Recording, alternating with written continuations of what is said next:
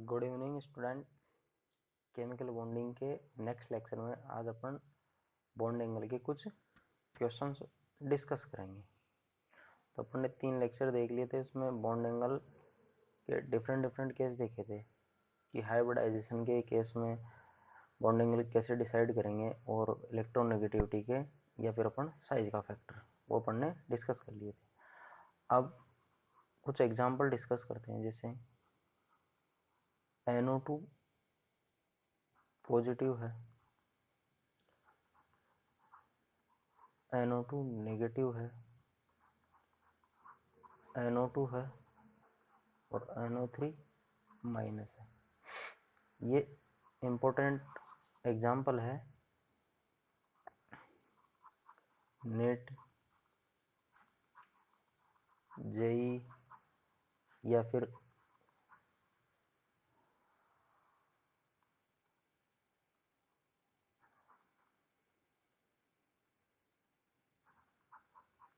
Net या फिर gate. ये कई बार एग्जाम में पूछा गया भी है, इसको एज इट इज ऐसा वैसा पूछा गया। तो इसमें अपन बॉन्ड एंगल डिफाइन करेंगे। तो सबसे पहले अपन को हाइब्रिडाइजेशन चेक करना है। ये मॉलिक्यूल है, इसमें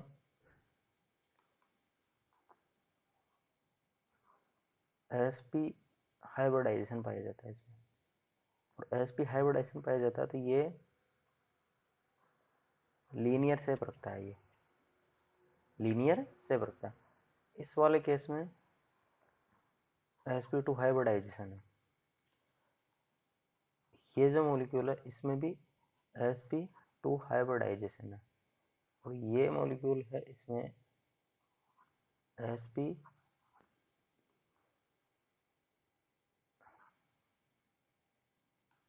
sp2 हाइब्रिडाइजेशन। तो अपन को डिफाइन हो गया यहाँ से कि sp का बॉन्ड एंगल तो सबसे ज्यादा होता है, फिर उससे कम होता है sp2 का, फिर उससे कम होता है sp3 का। तो sp का तो सबसे ज्यादा होगा, तो NO2 प्लस जो मॉलिक्यूल है उसका बॉन्ड एंगल सबसे ज्यादा होता है। अब रिमेन जो 3 बचे हैं वो तीनों सेम हाइब्रिडाइजेशन रखते हैं। अब हाइब्रिडाइजेशन सेम है तो अपन को लोन पेयर चेक करना है। तो लोन पेयर अपन चेक करेंगे तो जो NO2 है, NO2 माइनस है, इसमें एक लोन पेयर रहता है, और जो NO2 है इसमें एक इलेक्ट्रॉन रहता है, यानी ये एक रेडिकल स्पीशीज है। तो अपन देखेंगे, अगर मैं इधर साइड में इनको बना के देख लेता हूँ, अगर NO2 माइनस को बनाएं तो वो कुछ ऐसे बनता है। और अगर अपन बात करें NO2 की, सिंपल NO2 की, उस पर एक इलेक्ट्रॉन रहता है। तो साफ इससे दिख रहा है, इस स्ट्रक्चर से, कि यहाँ पर लोन पेयर के पास 2 इलेक्ट्रॉन है, तो ये इस साइड ज़्यादा रिपेल करेंगे। ज़्यादा रिपेल करेंगे तो मैं इस जो थीटा बोल रहा हूँ, ये थीटा, ये ज़्यादा रिपेल करेंगे तो थीटा डिक्रीज क्या होगा, मोर होगा कंपेरेटिव NO2 के। क्यों? क्योंकि NO2 में ये भी रिपेल करेगा, करने में तो ये भी इसे रिपेल करेगा, लेकिन इसके पास सिर्फ एक इलेक्ट्रॉन है, यहाँ 2 इलेक्ट्रॉन है, यहाँ एक इलेक्ट्रॉन है, तो ये रिपल कम करेगा, ये रिपेल इसको कम करेगा। मतलब रिपेल तो करेगा, थीटा डिक्रीज होगा, लेकिन ये लेस होगा।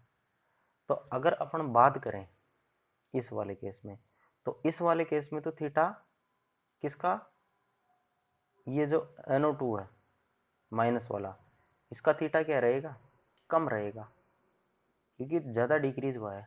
और अपन बात करते हैं NO3 माइनस की, तो NO3 माइनस की अगर अपन बात करें तो इसमें कौन सा हाइब्रिडाइजेशन है, sp2, और ये कैसा रहना है, ऐसे,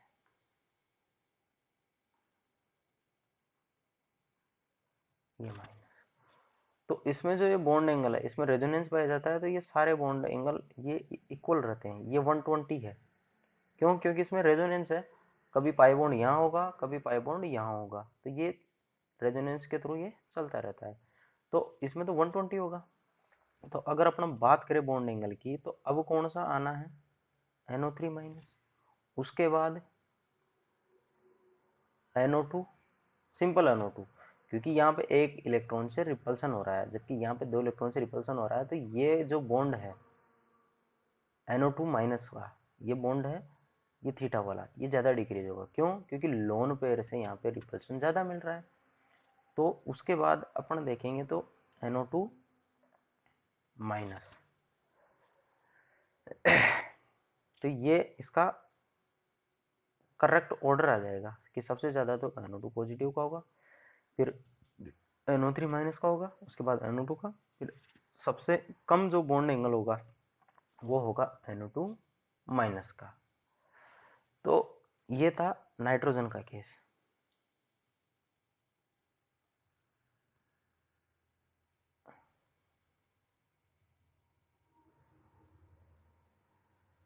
सिंपल नाइट्रोजन का केस। अगर अपन बात करें दूसरे केस की, अगर अपन दूसरे केस की बात करें,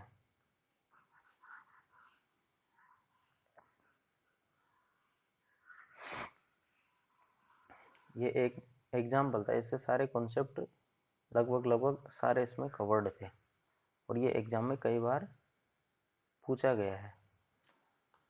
अब अपन बात करते हैं, ये अपन ने डिस्कस कर लिया कुछ एग्जाम्पल, अब अपन बेंट रूल की बात करते हैं।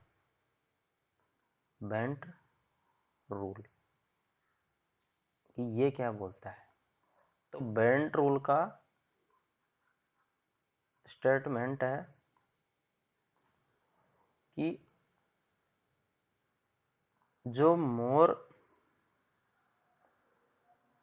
En एटम है, यानी जिसकी इलेक्ट्रोनेगेटिविटी ज्यादा है, वो हमेशा less percent S character, less percent S character orbital को ऑक्यूपाइड करेगा। यानी जो मोर En एटम होते हैं वो हमेशा less percent S character orbital को ऑक्यूपाइड करेंगे। ये बेंट रूल का स्टेटमेंट है, ये बेंट रूल का स्टेटमेंट है। अब अपन देखते हैं कि ये कहाँ पे एप्लीकेबल होता है। तो इसकी अगर अपन बात करें, तो इसकी बात करें तो जैसे CH, ये इधर हाइड्रोजन है, इधर फ्लोरीन है और इधर हाइड्रोजन है।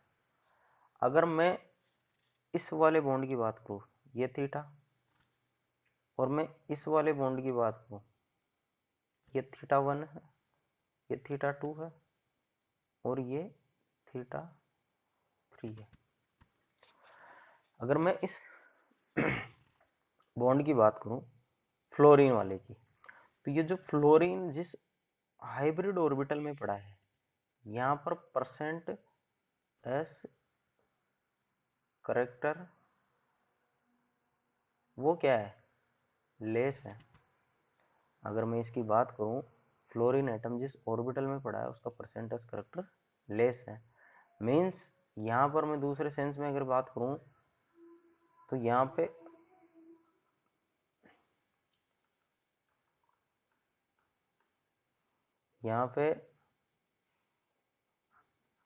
परसेंट पी करेक्टर क्या होंगे, मोर होंगे। यहाँ पे परसेंट पी करेक्टर मोर होंगे।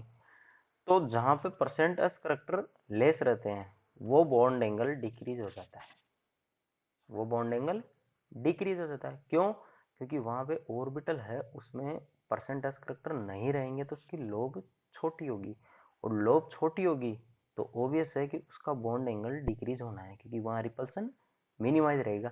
तो मैं अगर θ1 और θ2 की बात करूँ, θ1 और θ2 की अगर मैं बात करूँ, तो θ1 ज़्यादा रहेगा किससे, थीटा 2 से। क्यों? थीटा 1 थीटा 2 से ज्यादा क्यों रहेगा? क्योंकि थीटा 2 वाले बॉन्ड पर परसेंट एस करेक्टर वो क्या है? लेस है। जबकि अगर मैं थीटा 1 की बात करूं तो यहां पर परसेंट एस करेक्टर क्या है? परसेंट एस करेक्टर मोर है। तो परसेंट एस करेक्टर मोर रहेंगे तो थीटा 1 थीटा 2 से बड़ा रहेगा। तो ये था बेंट रूल। तो बेंट रूल के और भी इंप्लीमेंट है, बेंट रूल के और भी इंप्लीमेंट है, उसको अपन टीबीपी ज्योमेट्री में देखते हैं। तो उसका एक हल्का सा आइडिया अपन यहाँ पे ले लेते हैं, अदरवाइज उसको तो अपन हाइब्रिडाइजेशन में पढ़ते हैं। तो बेंट रूल का इंप्लीमेंट टीबीपी ज्योमेट्री में भी है, टीबीपी ज्योमेट्री में भी है। तो टीबीपी ज्योमेट्री में कैसे है? देखो, TBP geometry sp2 plus DP दोनों हाइब्रिडाइजेशन से मिलती है। इस वाले से अपन को मिलता है ट्राइगोनल प्लानर शेप मिलती है, और जो डीपी है इससे अपन को मिलती है लीनियर शेप मिलती है। तो देखो ये कुछ इस तरीके से अरेंज रहता है।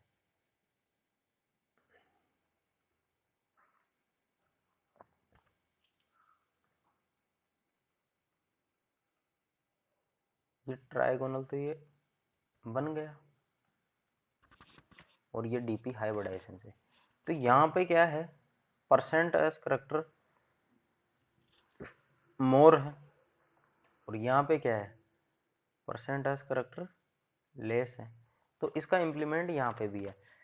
जो मोर ईएन एटम है, जो मोर ईएन एटम है वो हमेशा इसको प्रिफर करता है। किसको? एक्जियल को। टीबीपी जो ज्योमेट्री होती है इसमें एक्जियल पे कौन जाता है? मोर ईएन एटम जाता है। और मोर ईएन एटम यहाँ पे इसलिए जाता है क्योंकि जहाँ पे परसेंटेज करेक्टर कम रहते हैं उस ऑर्बिटल के इलेक्ट्रोनेगेटिविटी क्या रहती है? कम रहती है। तो मोर ईएन एटम अगर वहाँ पे जाएगा, तो वहाँ पे मोर ईएन एटम जाएगा तो वहाँ पर जो डेल्टा ईएन है वो क्या होगा? मोर होगा। और जब डेल्टा ईएन मोर होता है तो वहाँ पे आयोनिक इंट्रैक्शन जनरेट होती है। Due to ionic interaction, ionic interaction के कारण वहां पर एक्स्ट्रा स्टेबिलिटी मिलती है, एक्स्ट्रा स्टेबिलिटी मिलती है। इसी वजह से जो मोर ईएन एटम होते हैं वो कहाँ पे जाते हैं? एक्सियल पोजीशन पे। क्यों? क्योंकि वहाँ पे परसेंट एस करेक्टर कम रहते हैं। तो टीबीपी ज्योमेट्री में अगर अपन जैसे एग्जांपल देखें, एग्जांपल अगर अपन देखें जैसे PF2Cl3 है, तो इस मॉलिक्यूल को मैं ऐसे बनाऊंगा, यहाँ पे फ्लोरीन, यहाँ पे फ्लोरीन, यहाँ पे क्लोरीन, यहाँ पे क्लोरीन, और यहाँ पे क्लोरीन। ये इसकी करेक्ट स्ट्रक्चर है। अगर मैं दूसरी स्ट्रक्चर बनाऊँ, ये एफ, यहाँ पे Cl में यहाँ पे लगा दूँ, यहाँ पे फ्लोरीन, यहाँ पे Cl, और यहाँ पे Cl, तो ये इसके रॉन्ग स्ट्रक्चर है। ये फ्लोरीन के रहते हुए ये यहाँ पे कभी नहीं जा सकता। क्यों? क्योंकि फ्लोरीन की इलेक्ट्रॉनिगेटिविटी ज़्यादा है। तो टीबीपी ज्योमेट्री में भी बेंट रूल का थोड़ा सा इम्प्लीमेंट है। अब अपन बात करते हैं कि जो बॉन्ड एंगल है उस पर अपन ने देख लिया कि बॉन्ड एंगल में जो परसेंटेज करेक्टर या बेंट रूल की भी अपन ने चर्चा कर ली कि मोर ईएन एटम से बॉन्ड एंगल पे क्या इफेक्ट आता है। अब अपन बात करते हैं पाई बॉन्ड कि अगर पाई बॉन्ड आ जाए तब बॉन्ड एंगल पर क्या इफेक्ट पड़ता है। अगर पाई बॉन्ड आ जाता है तो बॉन्ड एंगल पे अपन को इफेक्ट देखना है। तो पाई बॉन्ड की अगर मैं बात करूं, जैसे देखो ये है, इसका हाइब्रिडाइजेशन है sp2, इसका हाइब्रिडाइजेशन sp2 है। तो इसका हाइब्रिडाइजेशन sp2 है, तो इसके 120 एंगल बॉन्ड एंगल इसका होना चाहिए था। ईच बॉन्ड एंगल कितना होना चाहिए था? 120। लेकिन ऐसा नहीं होता है। ऐसा नहीं होने का रीजन है कि यहाँ पर एक्स्ट्रा पाई बॉन्ड बना हुआ है, तो उसकी डेंसिटी है वो बॉन्ड एंगल को डिस्टर्ब करती है। तो अपन को वही चेक करना है। जैसे मैं इस बॉन्ड को मान लेता हूँ x है, इस बॉन्ड को मैं मान लेता हूँ y है, और ये बॉन्ड z है। तो मैं अगर बात करूं तो ये जो z वाला बॉन्ड एंगल है, ये पाई बॉन्ड की एक्स्ट्रा इलेक्ट्रॉन डेंसिटी के कारण रिपेल करता है। क्यों? क्योंकि इसके पास सिग्मा बॉन्ड तो पहले से ही है और एक्स्ट्रा पाई बॉन्ड बना है, तो ये इधर रिपेल करता है। तो इसकी वजह से इधर क्या होता है? रिपल्सन होता है। सेम ऐसा कैसा रिपल्सन इधर भी होता है, यहाँ भी क्या होता है? रिपल्सन होता है। तो यहाँ पे रिपल्सन होता है, तो जेड का बॉन्ड एंगल है वो डिक्रीज हो जाता है। तो मैं बात करूं अगर x की, ये बराबर y क्या होगा? क्योंकि x और y सेम बॉन्ड एंगल है। ये बड़े होंगे किससे? z से। और ये साफ दिख रहा है यहाँ से ये साफ अपन को नजर भी आ रहा है कि x और y है, ये बॉन्ड एंगल सिमिलर है और ये z से बड़े होंगे, क्योंकि z वाला बॉन्ड एंगल है वो कम हो जाता है। और उसका कारण क्या है कि पाई बॉन्ड की एक्स्ट्रा इलेक्ट्रॉन डेंसिटी है वो बॉन्ड एंगल को डिस्टर्ब कर रही है। तो ये इसका जनरली बॉन्ड एंगल का ऑर्डर आ जाएगा। उसके बाद अपन अगर बात करें, एग्जाम्पल है सी डबल बॉन्ड हो, ये फ्लोरीन, ये फ्लोरीन। अगर अपन बात करें तो फ्लोरीन है, फ्लोरीन जहां पे अटैच हुए हैं उसके परसेंटेज करेक्टर कम रहते हैं। ये बेंट ने साफ बोल दिया था कि मोर ईएन एटम हमेशा वहां जाता है जहां पे परसेंट एस करेक्टर कम रहते हैं। तो जिस ऑर्बिटल के परसेंट एस करेक्टर कम होते हैं उस ऑर्बिटल में पी करेक्टर ज्यादा रहते हैं। और पी करेक्टर ज्यादा रहते हैं मतलब बॉन्ड किस तरफ शिफ्ट हुआ है? ये जो बॉन्ड एंगल है वो किस तरफ शिफ्ट हुआ है? 90 की तरफ शिफ्ट हो रहा है। क्यों? क्योंकि पी ऑर्बिटल, अपने जो पी ऑर्बिटल होते हैं वो पी एक्स परपेंडिकुलर रहता है पी वाई के, परपेंडिकुलर रहता है पी जेड के। जिन जिन में प्योर पी करेक्टर रहेंगे वो 90 डिग्री का बॉन्ड एंगल ऑक्यूपाई करेंगे। तो ये फ्लोरीन यहाँ पे अटैच रहते हैं, तो फ्लोरीन अटैच रहते हैं तो इसमें परसेंटेज करेक्टर लेस हो जाता है, जीरो नहीं होता, लेस हो जाता है। उस परसेंटेज करेक्टर के लेस हो जाने से ये जो थीटा है ये डिक्रीज हो जाता है मोर, ये मोर डिक्रीज हो जाता है। और ये वाला जो थीटा है ये इससे ज्यादा रहता है। अगर मैं इनके बॉन्ड एंगल की अगर मैं बात करूं तो ये वाला जो एंगल है ये 118 डिग्री रहता है, और ये जो बॉन्ड एंगल है ये वाला ये 108 डिग्री इस पे आके रुक जाता है। तो आपको ये रीजन समझ में आ रहा होगा कि ये 108 पे क्यों गया। क्यों? क्योंकि यहाँ पे देखो फ्लोरीन जुड़े हुए हैं, जबकि हाइड्रोजन वाला जो ये केस है इसमें 108 नहीं है, इसमें 108 नहीं आएगा, ये 117 के आसपास रहता है। ये जो हाइड्रोजन वाला केस है ना, इसमें ये 117 के अप्रोक्स रहता है। क्यों? क्योंकि यहाँ पे हाइड्रोजन है वो मोर ईएन एटम नहीं है, उसकी electronegativity as compared to fluorine कम है, जबकि फ्लोरीन की इलेक्ट्रोनेगेटिविटी ज्यादा है। तो यहाँ पे परसेंटेज करेक्टर क्या है? लेस है। और जहाँ परसेंटेज करेक्टर लेस होते हैं वहां पर थीटा क्या हो जाता है? डिक्रीज हो जाता है। तो इफेक्ट ऑफ पाई बॉन्ड ये आपको समझ में आया होगा। ये थे हाइब्रिडाइजेशन के कुछ केस। नेक्स्ट कुछ और हैं बैक बॉन्डिंग के। बैक बॉन्डिंग की वजह से ये जो बॉन्डिंग है अपना जो बॉन्ड, इसको क्या बोलते हैं, बॉन्ड एंगल, ये अफेक्ट होता है। बैक बॉन्डिंग के अपन 4 केस करेंगे, ऑक्सीजन के कारण, फ्लोरीन के कारण, बोरोन एटम के कारण, और कुछ और एटम्स हैं जैसे क्लोरीन है, सल्फर है, फॉस्फोरस है, इनमें बैक बॉन्डिंग होती है। तो इनमें बैक बॉन्डिंग की वजह से बॉन्ड एंगल अफेक्ट होता है। उसके बाद अपन चर्चा करते हैं साइज का फैक्टर। साइज, इससे अपना बॉन्ड एंगल काफी अफेक्ट होता है। कुछ ऐसे मॉलिक्यूल है जिसमें पाई बॉन्डिंग भी होती है, ऑब्वियसली पाई बॉन्डिंग होती है, और उनमें साइज का भी फैक्टर काम करता है, तो उससे उनका हाइब्रिडाइजेशन ही चेंज हो जाता है। तो अपन एक स्पेसिफिक मॉलिक्यूल है वो अपन डिस्कस करेंगे। जैसे मैं हिंट दे देता हूं तुम्हें कि जैसे OSiH3 का होल ट्वाइस, दिखने में ये sp3 होता है, जबकि नहीं होता। इसका हाइब्रिडाइजेशन अपन डिस्कस करेंगे नेक्स्ट क्लास में